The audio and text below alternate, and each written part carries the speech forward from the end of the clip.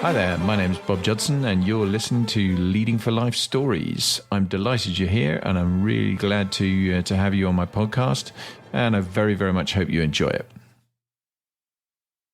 Hi everybody, welcome back and thank you very much indeed for joining and listening once again. The topic I want to talk about this week is actually something that has been really on my mind personally as well as anything else, so that's why I chose it. And I want to talk about work-life balance. It's a topic that is talked about an awful lot, mainly by people who are in busy jobs, or in my experience, mainly by people who are in busy jobs, and often by those same people not actually observed very well. It's a challenging area. We live busy lives. Pretty much everybody around lives a busy life one way or another. Even if you're not in work, then probably you're busy doing something in your family or whatever that keeps you occupied and fills your day, and often overfills your day. And finding a way to balance that out, have some space that is separate from that, is a really, really important thing to do. Why has this been on my mind personally? Because I've reached a point in my career where I'm kind of thinking about what's next. What should I do in terms of trying to balance what I do with my personal home life, where we live, how much money do I need, how long do I want to continue working, all those sorts of things are all factors that are affecting my thought process. And I've had years, 40-something years in work now since I was 18, so I guess that's 44 years almost now, that I've been in busy roles for the majority of that time, 34 and a half years in the Air Force. So that was incredibly busy time, as anybody that's listened to any of my personal stories podcast will be getting a gist of for some of the stuff that's gone on. And then even when I left, I went to work for Deloitte. I then subsequently have set myself up with my own company 4.5 years ago. And I continue to be extremely busy. And if my wife was commenting on this podcast, which she fortunately isn't going to be, she would undoubtedly say, yeah, I'm always busy. I'm always sat there. I'm always in my study. I'm always thinking about work and doing stuff around work and not spending anything like enough time not doing that. And I kind of I rail against that a little bit sometimes, because I say, well, no, actually I do. I have plenty of time when I relax and I do other stuff and things. But then if I'm honest with myself, is it enough? Do I spend enough time focusing on doing stuff with my wife? So with family time, if you like, do I spend enough time doing other things completely away from the work environment? And we've had some great holidays. We've done some fun stuff with other people and those sorts of things. But often I probably am guilty of just not doing enough. And as I get to this point now in my sort of career inflection point, I suppose, I'm looking at what I've established, how long I've got left in the working environment, how long I want to continue pushing hard for and doing what I do. And I love what I do. I've always loved what I do, and what I'm doing at the moment in terms of some of the leadership stuff I'm doing, this podcast, the coaching I do, the leadership development training I do for companies. I absolutely get a huge buzz out of that, and I really do enjoy it. And so I don't want to wind back completely, but what I do want to do is temper that with the fact that I am getting a bit older. I need to look at health. I need to look at doing stuff I still want to do that's on the bucket list that I still need to tick off. I need to look at the domestics of this. How much do I need to be in a position where I'm actually working, or can I put myself in a position where I can work if I choose to, but actually I've got the space, if you like, to retire and enjoy the fruits of my labors over the years. And I can undoubtedly do that. I mean, I can undoubtedly move house, get clear the mortgage off and set myself up in a position where with the pensions I have, et cetera, that I'm in a decent place. And that's fine. But a question is then, do I want to? And how much can I focus on sort of my own well-being if I do that? Is that going to be a good thing for me mentally, physically, as well as much as anything else? Or should I continue to do stuff? And interestingly, here comes another bit from my wife, because my wife's view is, no, absolutely, you need to carry on working. You need to not be stopping completely, because it's a bad thing to do. And I think she's absolutely right. And she's right for a couple of reasons. I've watched lots of people over the years not least in the Air Force, where they've left at the end of often long careers and they've just completely retired, stopped. That's it, done. Going to go tend the garden, put my feet up. If you do that, that might work brilliantly. I mean, there are people that do that and make it work absolutely, but there are plenty of people that they do that and their life expectancy drops through the floor because suddenly they lose purpose. They don't have a reason for doing what they do anymore. They don't have a reason to get up anymore, and the body kind of shuts down. I'm sure most of you will have probably been in the place where you've been really, really busy, firing on all cylinders, working really, really hard. You take a holiday and immediately you go on holiday, you get a cold or you get some other kind of minor illness. And often that's just because that's the body's relaxing. Body says, okay, fine, I can do this now because I'm not under so much pressure anymore. You take that to extremes, then the body just goes, okay, I don't need to be around at all anymore. And you're much more prone, particularly given age and everything else, to actually having a dramatic outcome from that point of view. So I think it is important to keep doing some stuff as you get older, and even when you hit retirement age, to taper off, not to suddenly stop.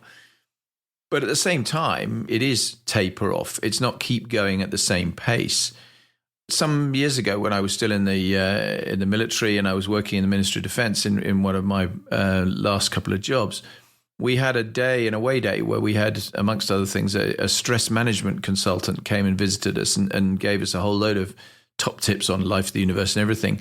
And one of the things she talked about was this whole subject of how long you work for and what does your work-life balance look like.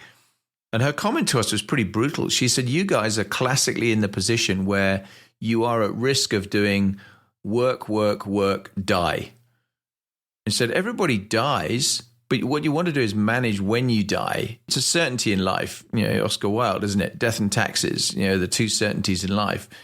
But you can influence to a fair degree how you manage that process towards the end of your time, and obviously, hopefully not get taken by something much too early.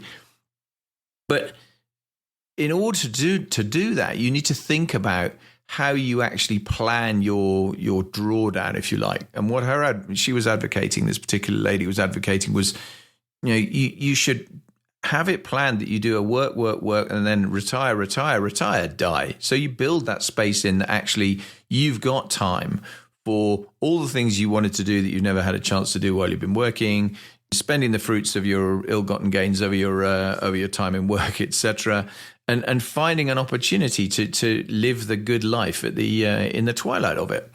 And I think that is really, really important, and it matters enormously that you do that.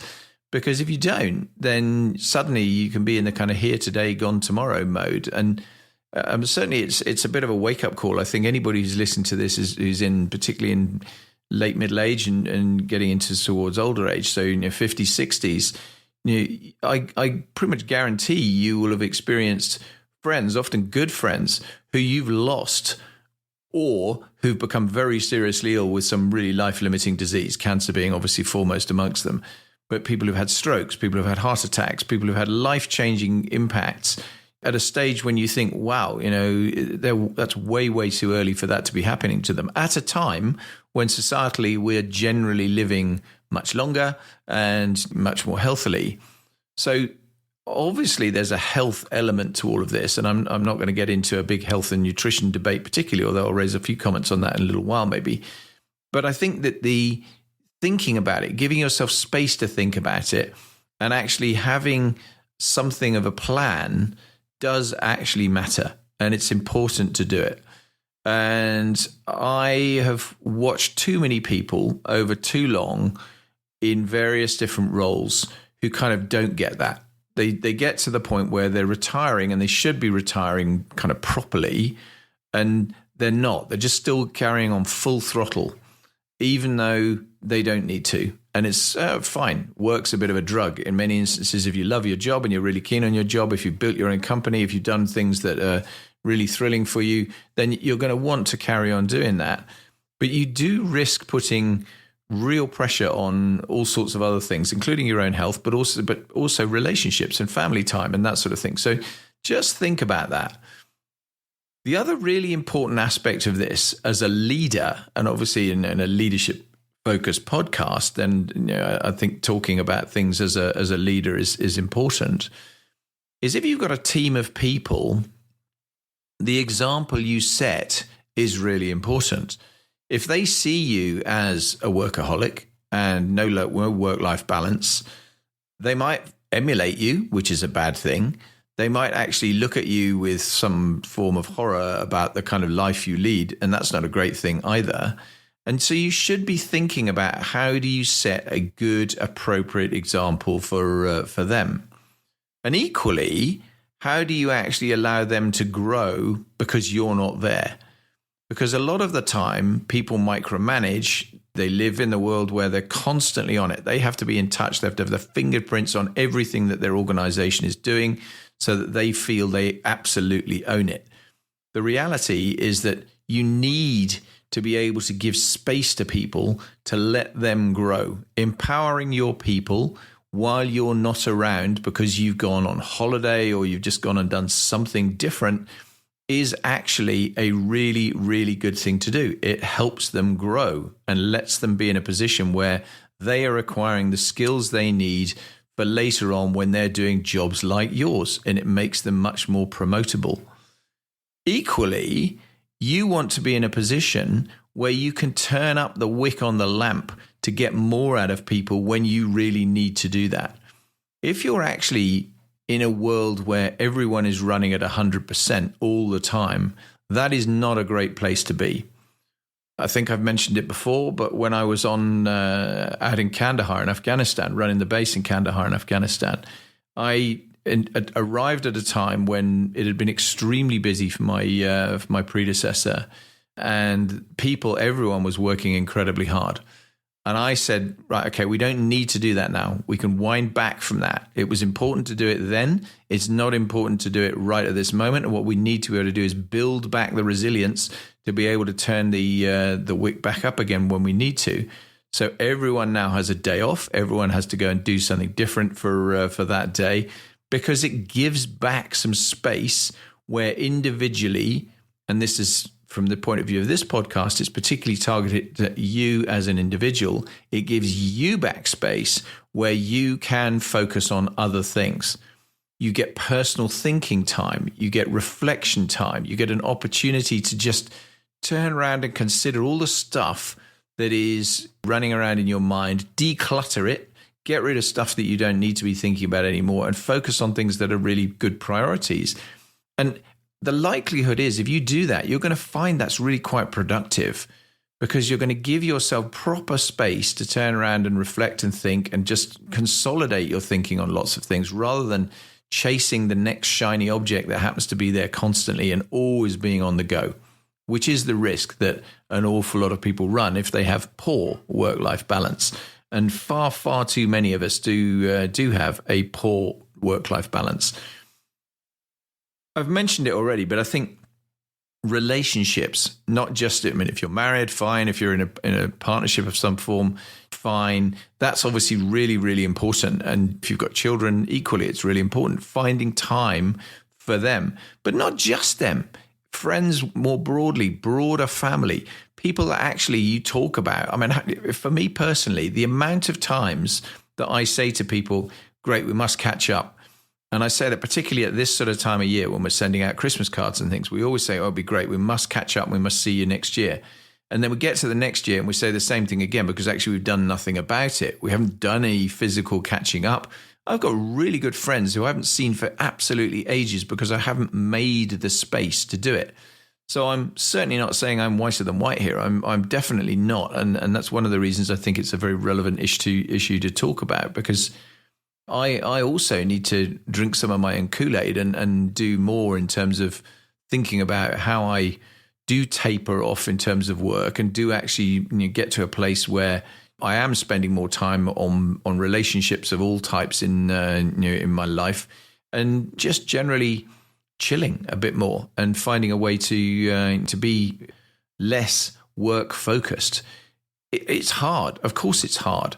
Ever-present connectivity in our lives makes it really hard. The fact that you can always, and pretty much everyone has got a smartphone. On that smartphone, you've got WhatsApp, you've got messaging, you've got Facebook, Instagram, LinkedIn, whatever it happens to be. And critically, you've got email. And if you're not careful, you get yourself into a world, and lots of people do this, where they're actually checking their phone. Literally, the first thing they do as they get out of bed in the morning is they check their phone. The last thing they do before they go to bed at night is they check their phone. And there's nothing particularly wrong with that if you think about what else you need to do as well. But if that's dominating your life, and you hear the kind of really crazy end of this is, you hear stories of people who are they're waking up in the middle of the night and they're checking their phone because they're kind of going, I just need to check it. And it becomes a compulsion that is a distraction to everything. Obviously, it's bad from a relationship point of view. Clearly, it's not a great thing if you're constantly doing that, and if you're focused on your phone rather than whoever you're with at the time.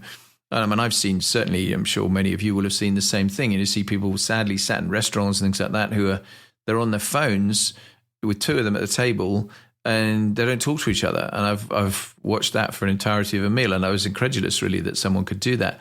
But you do see this as a sort of facet of life that is just a bigger and bigger problem. So finding a way to break clear of that, create that personal thinking space, that reflection space, create that empowerment opportunity for your people, so you're setting an example as a leader to the people that work for you. When I went on leave from Afghanistan for the first period of R&R that I had, I did exactly that. I went away, said to my deputy at the time, right, you've got 4 things, I think it was, something like that I know are on big things that are coming up in this next week that you're going to need to put some attention to and focus on. We talked through those at some length. And essentially then everything else, I want you to just deal with it. And the only things you phone me for or you contact me for any reason, or if somebody dies or something's going to make the international news, because I care about that. I want to make sure that, in that instance, that's serious enough that you do disturb me even though I'm on holiday.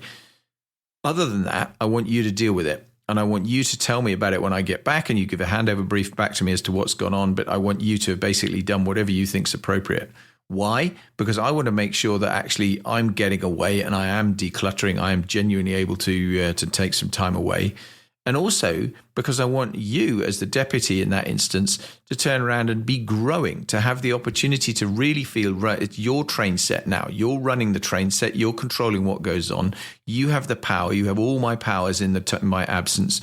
Make sure that you're using them and use them wisely and learn from it.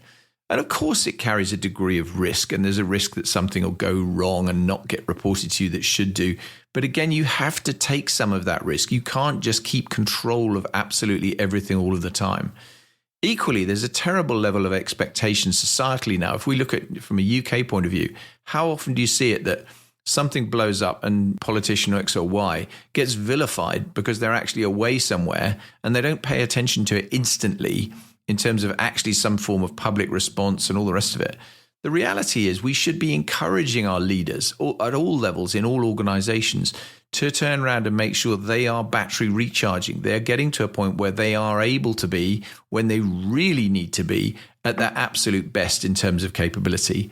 If we don't do that and we get them to a place where actually by the time some real crisis blows up, they're burned out, their headspace is full and cluttered with all sorts of stuff that's not that helpful, that's not a great situation to be in. So setting that example personally, expecting that example to be shown by other people in leadership roles. If you're in a position where you've got a leader that you're working for who is working too hard and you've got the right kind of relationship with them, encourage them to give you more flexibility, to turn around and give you a chance to actually have a go without them looking at you in a sort of constantly scrutineering way.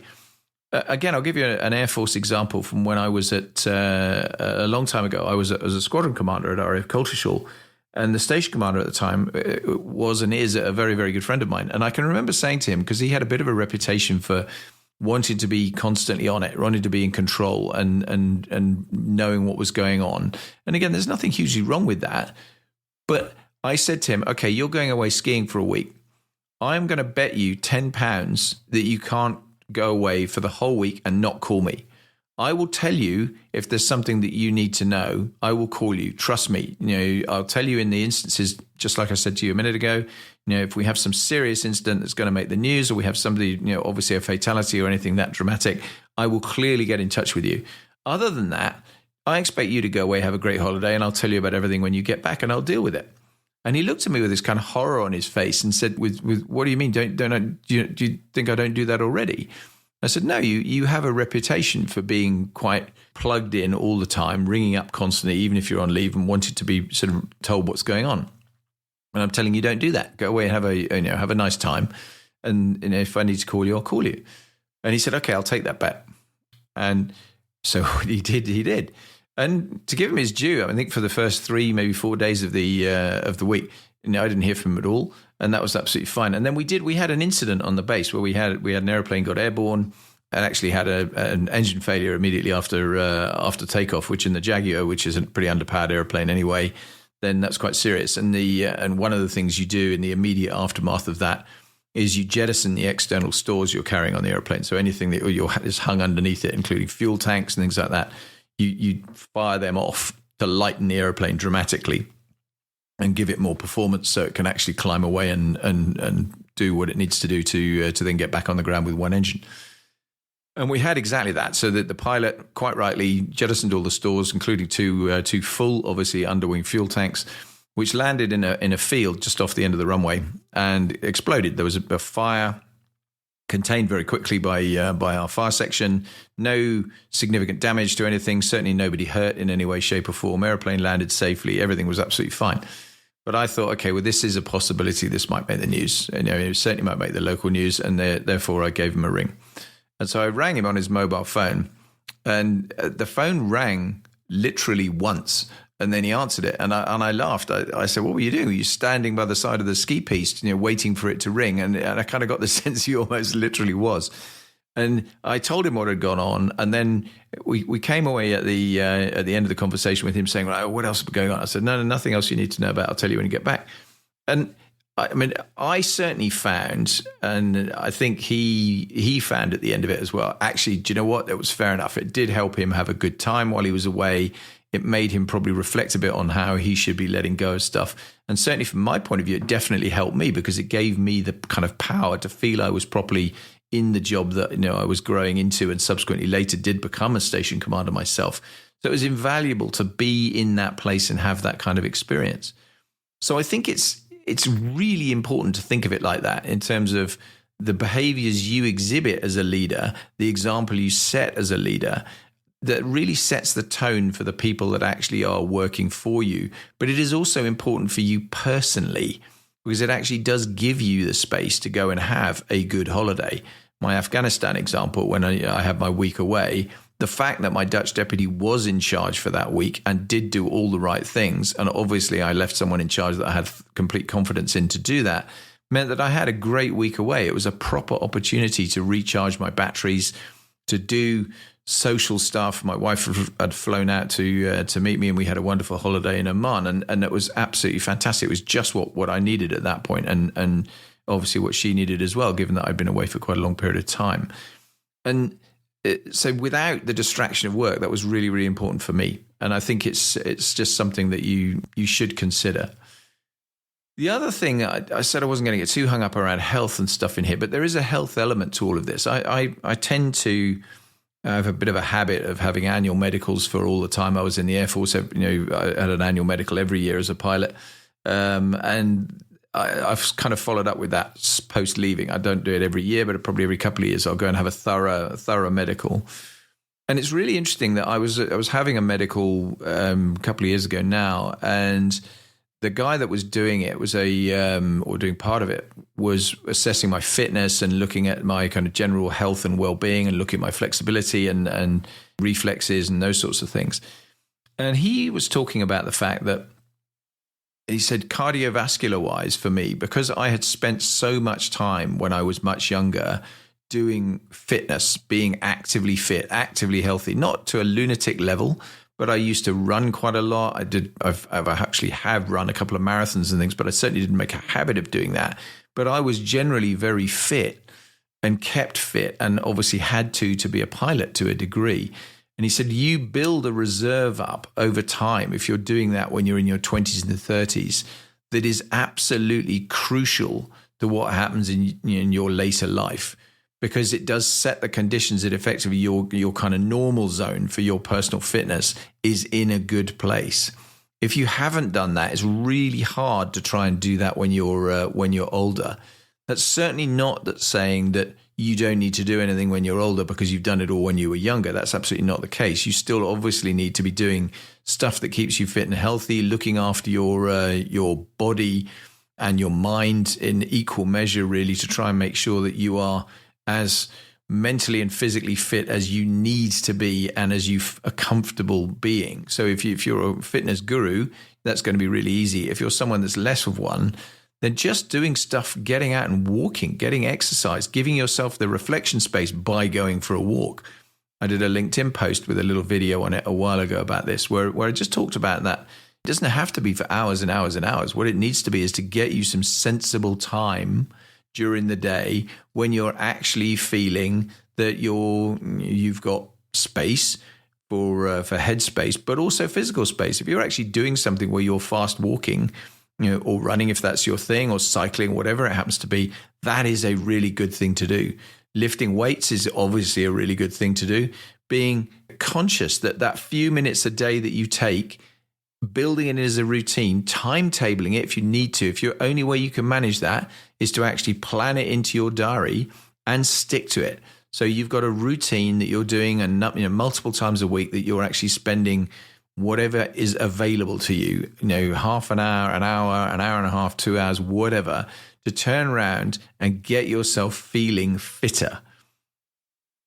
Get yourself medicals. Go to a medical professional to get a kind of an MOT, if you like. Get yourself making sure you are getting the proper once over as regularly as you sensibly can, because one of the other things that happens is, particularly as you get older, is you are more vulnerable to things. People talk about this stuff all the time with different forms of cancer and so on and so forth. And men are particularly bad about not doing the kind of things they need to do, not getting bowel screening, not getting prostate tests, these sorts of things, which are really easy to do and really potentially life-saving, are just the sort of thing that you must keep your head around and do it. Because if you don't do it, and ultimately you get caught out by something that is too late now to treat because you ignored some symptoms you had, or you hadn't made any effort to turn around and get yourself to some sort of medical checkup in terms of just keeping an eye on your heart, your blood pressure,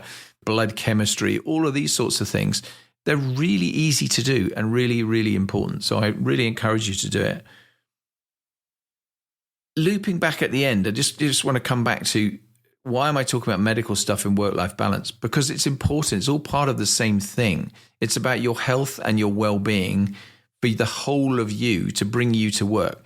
Even if you are still in a really busy role and you feel you're indispensable, and by the way, nobody is. If you get run over tomorrow, I guarantee you the organization that you work with or for will almost certainly carry on running, unless you're running something entirely on your own, obviously. The reality is the gaps fill. People who disappear for whatever reason, because they leave, because they're unfortunately they are killed in accidents, or they'll become medically unfit to work or whatever. It is amazing how quickly those gaps fill, and that there's continuance in what happens at work. So don't ever think you're indispensable, because you're not, and it's really important never to think you are. But you can still take time. You need to take the time to have the life bit of the balance. So definitely working hard is important. Working hard, playing hard is also important. Because if you're actually in a situation where you've got that fresh headspace, it makes you better at what you do. Trust me, it really, really does. Try it. Do absolutely try it. If you haven't done it, trust yourself to turn around the next time you're going on holiday and doing something that you're letting go of in a big chunk of an organization, or doing something that is might feel a bit alien. Just delegate stuff. Give power and responsibility to people that work for you beyond where you would normally do it. Stretch yourself. Don't just sit in your comfort zone with how much you're going to delegate them. Go into your stretch zone with it to get your comfort zone bigger as a result. Because as you do that, you will find very rapidly that actually your comfort zone does get bigger. You are more comfortable doing this sort of stuff on a routine basis. And so overall, you'll then have the ability to turn around and turn up the wick on the lamp when you need to turn it up. Trusting your people, empowering your people is going to make them grow. It's going to make them respect you for what they're, the empowerment you're giving them, the confidence you're giving them, and they will do better as a result. If they constantly feel everything they're given is going to be cross-checked and micromanaged anyway, inevitably they pay less attention to it because they know that they don't need to, because you're going to look after it for them. So don't do that. Get yourself in a place where actually you've got that balance right, and it will make an enormous, enormous difference to what you do. I really hope that's helpful. It's a bit of a stream of consciousness for me because, as I say, this is personally so much something I'm thinking about at the moment as I kind of look at my own work-life balance profile, as it were, for what I'm doing. And that's why I wanted to do this. I think it's an important time of year as well to do it, because we're getting to a point where there's a holiday period coming up. People tend to slow down and do stuff over the holiday period anyway. That's a good thing. Genuinely do try and take some time off.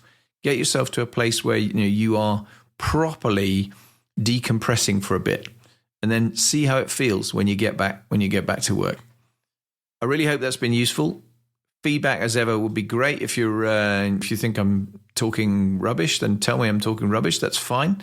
But equally, if you try some of this stuff and you find it really makes a difference, then tell me that as well, and that would be great. And I will speak to you again very soon. But in the meantime, thanks ever so much for listening, as ever. I really, really appreciate it, and hope you have a great week ahead. All the best. Bye-bye.